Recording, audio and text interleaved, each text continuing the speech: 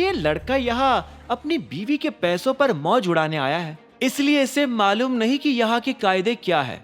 Waiter ने इस बात पर अभिनव को देखा और बोला, सॉरी, लेकिन आपसे पहले ये आए थे और इनके पास कार्ड भी है, इसलिए मुझे पहले इन्हें अटेंड करना पड़ेगा। ये सुनते ही हरीश हंसने लगा। उसके साथ साथ अभिनव भी हंसने लगा। ना कामिनी को और ना ही मायरा को यह समझ आ रहा था कि अभिनव क्यों हंस रहा है। अभिनव ने हंसते हुए ही अपनी जेब में हाथ डाला और कार्ड निकालकर बोला, ये तो मेरे पास भी है। अभिनव के हाथ में वो कार्ड देखकर सब लोगों के होश उड़ गए थे। अभिनव जब ईगल हाउस में खाना खाने आया तो कामिनी, हरीश और कृतेश मिलकर उसे परेशान करने लगे। उनकी अकड़ ठिकाने लगाने के लिए अभिनव ने भी अपनी जेब से कार्ड निकालकर दिखा दिया। मायरा ने जैसे ही अभिनव के हाथ में कार्ड देखा तो बोली, हाँ, आपके पास भी मेंबरशिप कार्ड है? अभिनव ने उसे देखा और हाँ में सिर हिला दिया। इसके बाद अभिनव रिसेप्शनिस्ट के पास आया और उसे ध्यान से वो कार्ड दिखाने लगा। Black membership card. रिसेप्शनिस्ट ने ध्यान से उस कार्ड को देखते हुए कहा। अभिनव का कार्ड देखकर उसकी आंखें फटी की फटी रह गई थी। इतना सब अपनी आंखों से देखने के बाद भी कामिनी को चैन नहीं था। उसने कहा, जरूर जरूर ये इसे कहीं से चुरा कर लाया होगा। हाँ, वो तो है ही, और वैसे भी ब्लैक कार्ड के मुकाबले गोल्डन कार्ड ज्यादा सुपीरियर होता है, हरीश ने पूरी अकड़ के साथ कहा। इतने में वेटर भी रिसेप्शन पर पहुंचा और उसने अभिनव का कार्ड देखा। अभिनव गढ़वाल। वेटर ने जब उस कार्ड पर अभिनव का नाम पढ़ा तो वो हैरान हो गया। इतने में ही रिसेप्शन पर बैठी लड़की ने कहा, माफ कीजिए, लेकिन ब्लैक कार्ड गोल्डन कार्ड से ज्यादा सुपीरियर होता है। ये बात सुनते ही सब लोग हैरान हो गए।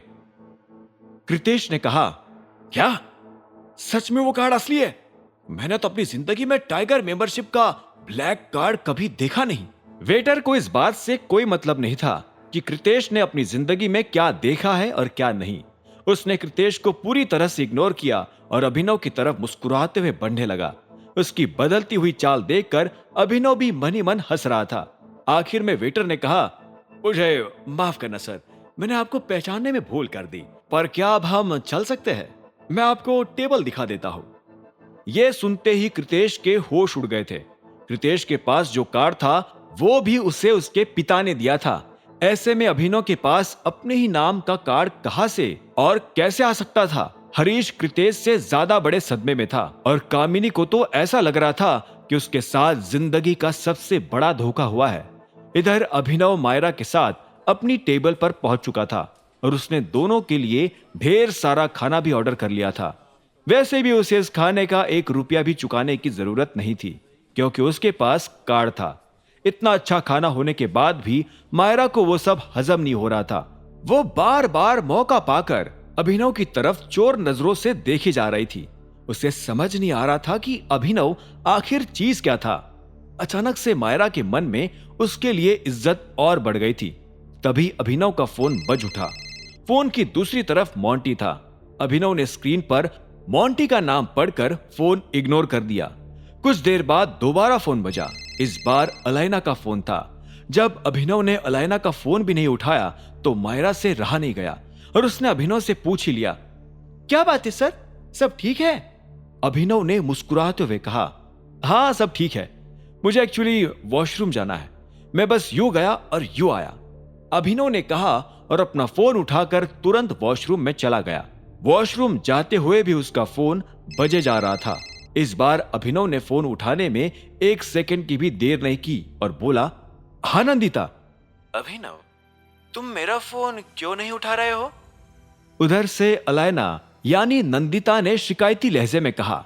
अभिनव ने एक गहरी सांस ली और बोला, ओह सॉरी यार, लेकिन तुमसे मिलने के बाद मैं बहुत सारी चीजों में उलझा हुआ था, इसलिए तुम्हें फोन नहीं कर पाया।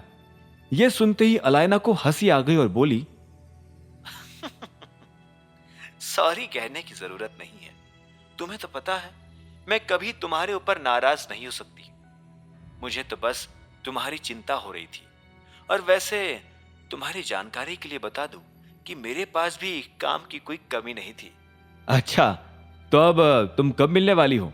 आगे की कहानी जानने के लिए देखें अगला एपिसोड सिर्फ पॉकेट एफएम के यूट्यूब चैनल पर।